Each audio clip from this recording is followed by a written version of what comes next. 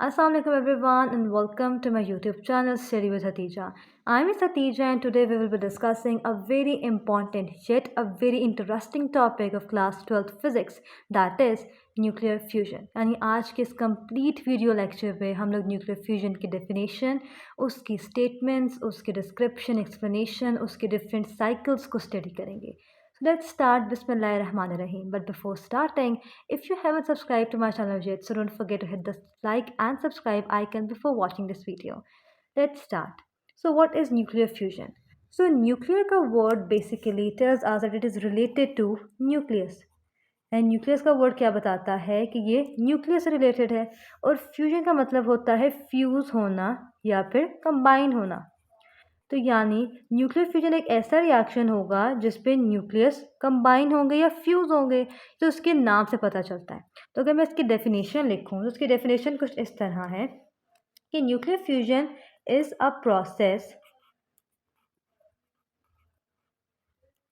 इन विच smaller nuclei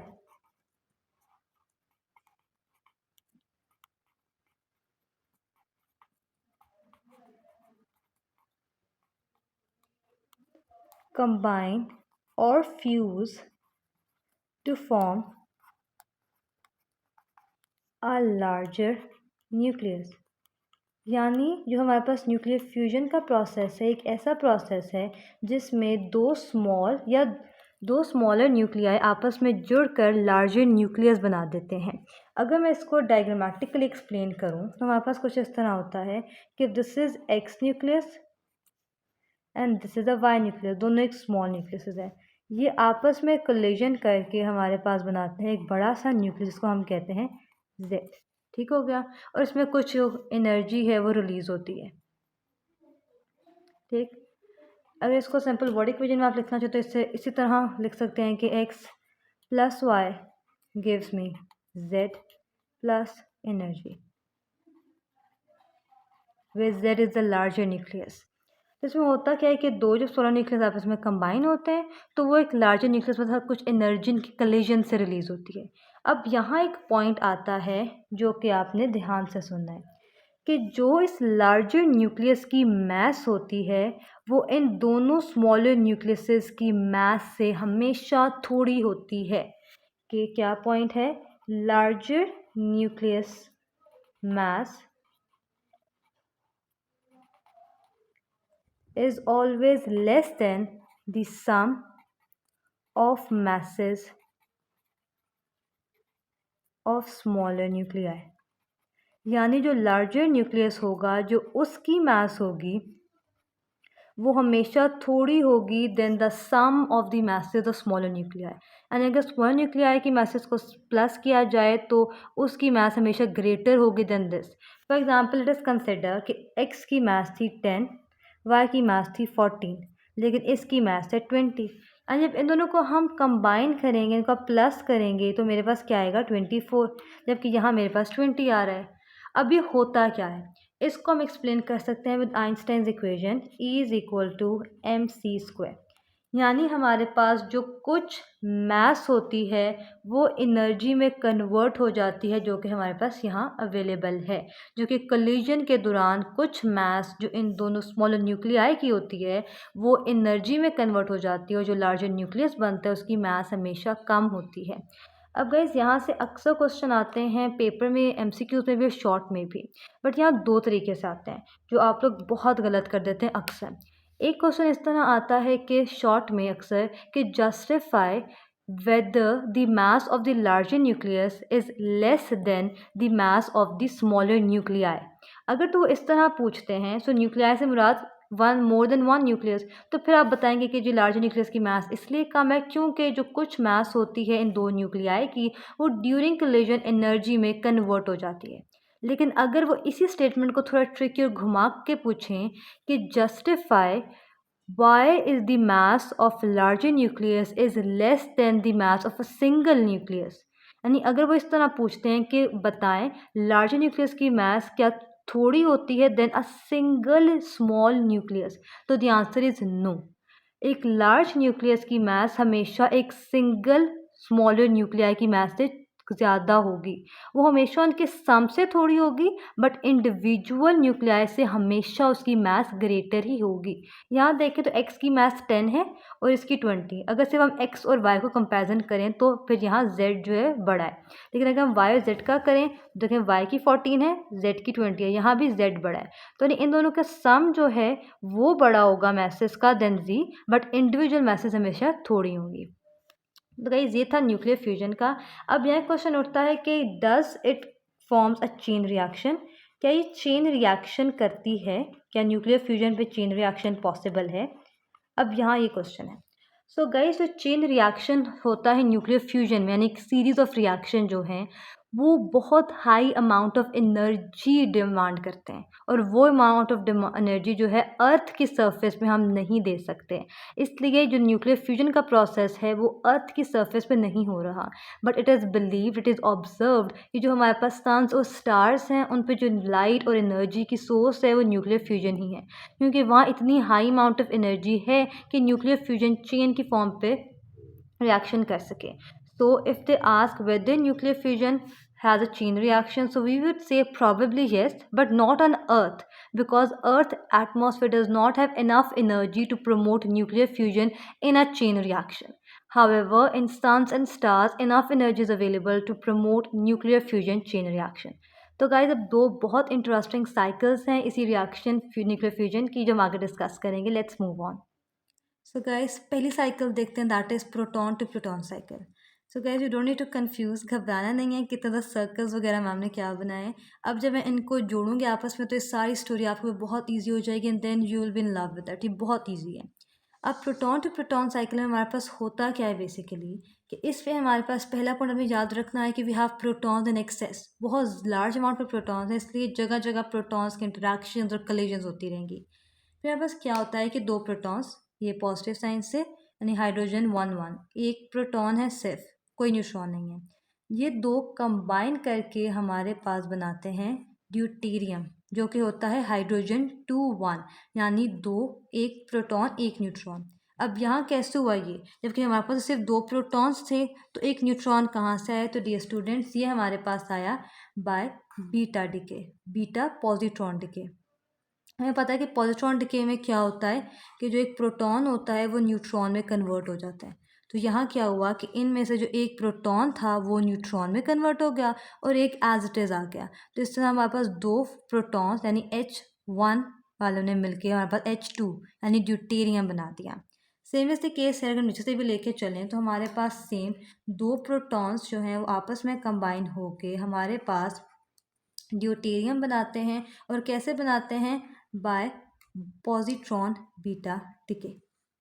अब आगे further हमारे पास क्या होता है, क्योंकि मैंने स्टार्टिंग में बोला यहाँ एक्सेस ऑफ प्रोटॉन्स हैं, तो जो ड्यूटेरियम है हमारे पास ये एक प्रोटॉन के साथ कंबाइन होके हमारे पास क्या बनाती हैं? हीलियम 3 आइसोटोप बनाती हैं। अब यहाँ आप लोग कुछ स्टूडेंट्स बोलेंगे कि मैम यहाँ तो 3 एटॉमिक मास है, हीलियम का तो नॉर्मली 4 होता है। तो डियर स्टूडेंट कभी भी नेवर एवर आप किसी एलिमेंट को उसके एटॉमिक मास पर आइडेंटिफाई नहीं करते, हमेशा हम उसके एटॉमिक नंबर को देखते हैं।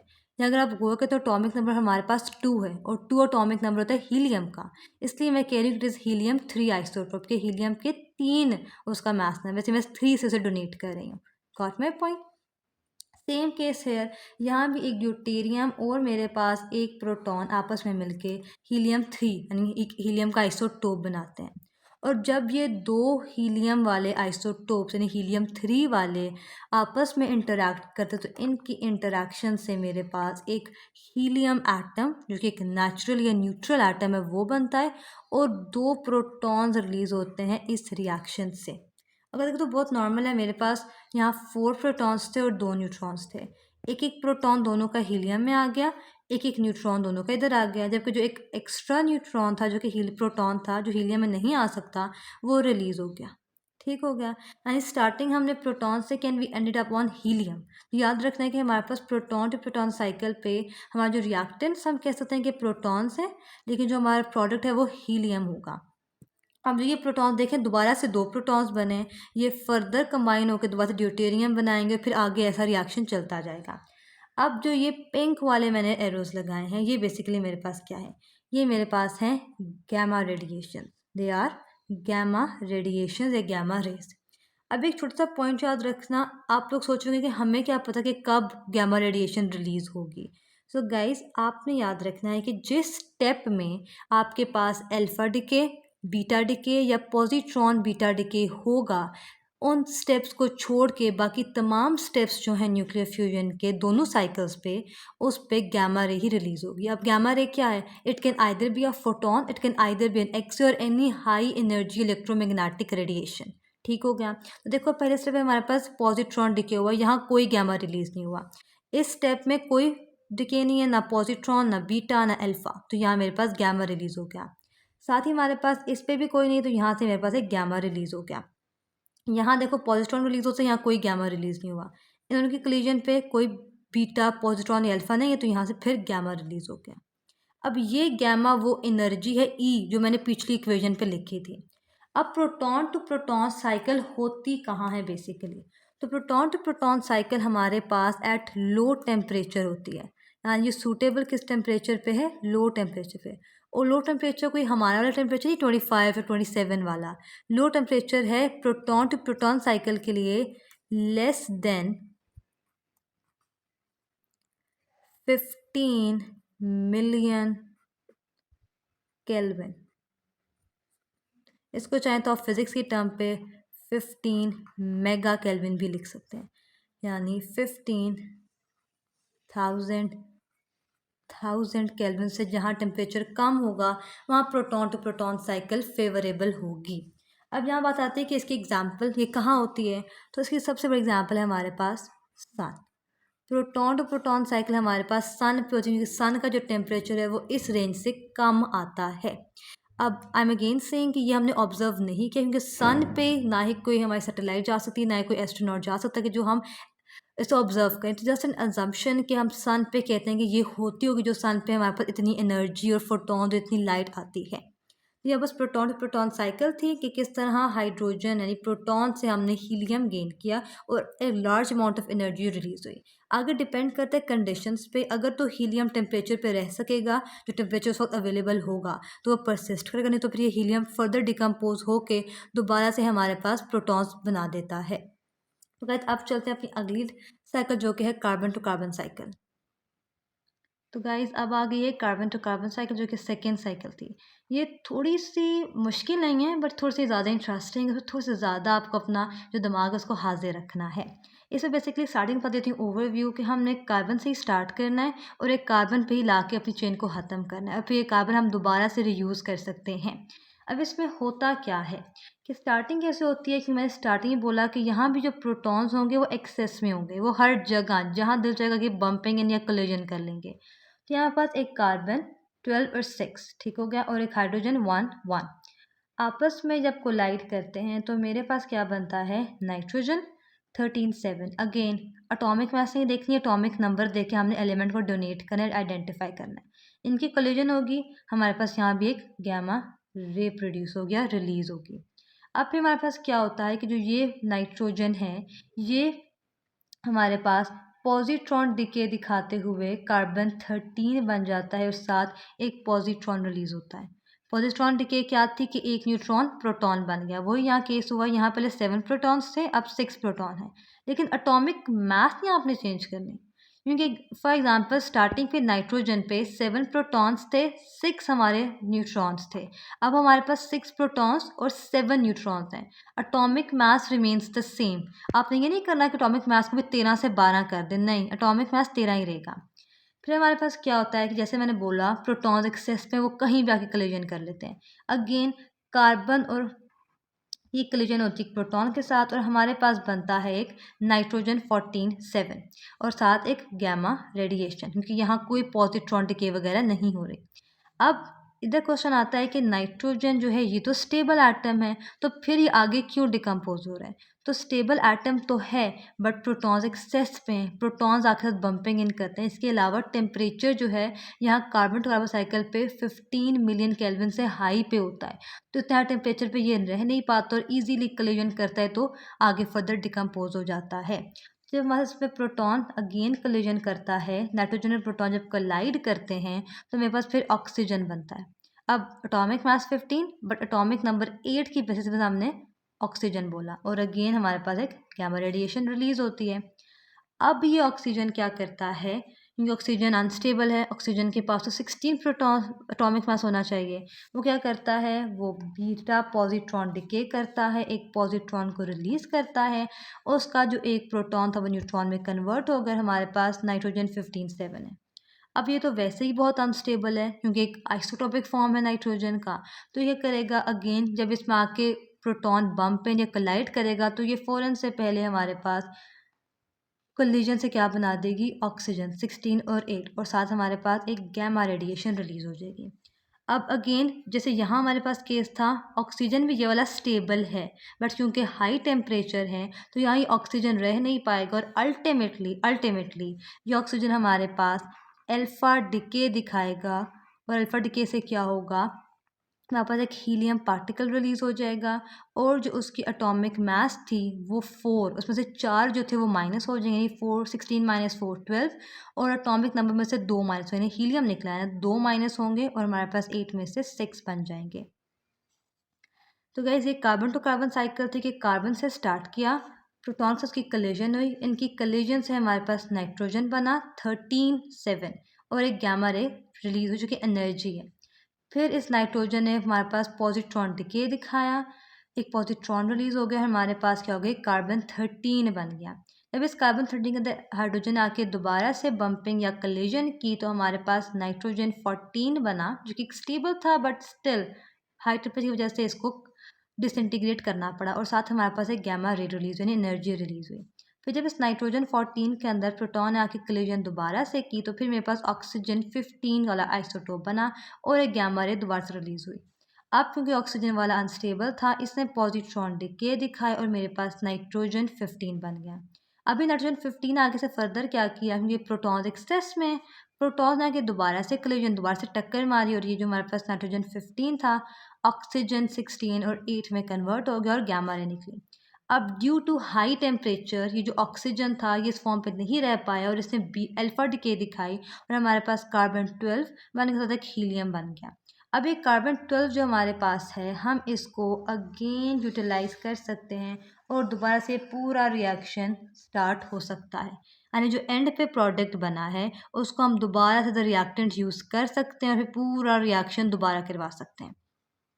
अब carbon to carbon cycle favourable होती है एट हाई टेम्परेचर, और वो हाई टेम्परेचर क्या है, मोर देन 15 मिलियन केल्विन और 15 मेगा केल्विन, यानी अगर 15 मेगा केल्विन टेम्परेचर से ज़्यादा होगा टेम्परेचर तो फिर हमारे पास कार्बन टू कार्बन साइकिल होगी। अब जो इस तरह का टेम्परेचर है वो सन से भी ज़्यादा है, सो साइंटिस्ट बिलीव कि जो हमारी नीबरिंग गैलेक्सी एंड्रोमेडा है वहाँ प्रेजेंट एक स्टार साइरियस, उसके ऊपर इतना टेम्परेचर है कि वहाँ कार्बन टू कार्बन साइकिल होती है, क्योंकि इसका जो साइज़ है वो सेवरल टाइम्स लार्जर है हमारे सन से, तो इस साइरियस पे माना जाता है कि कार्बन टू कार्बन साइकिल होती है।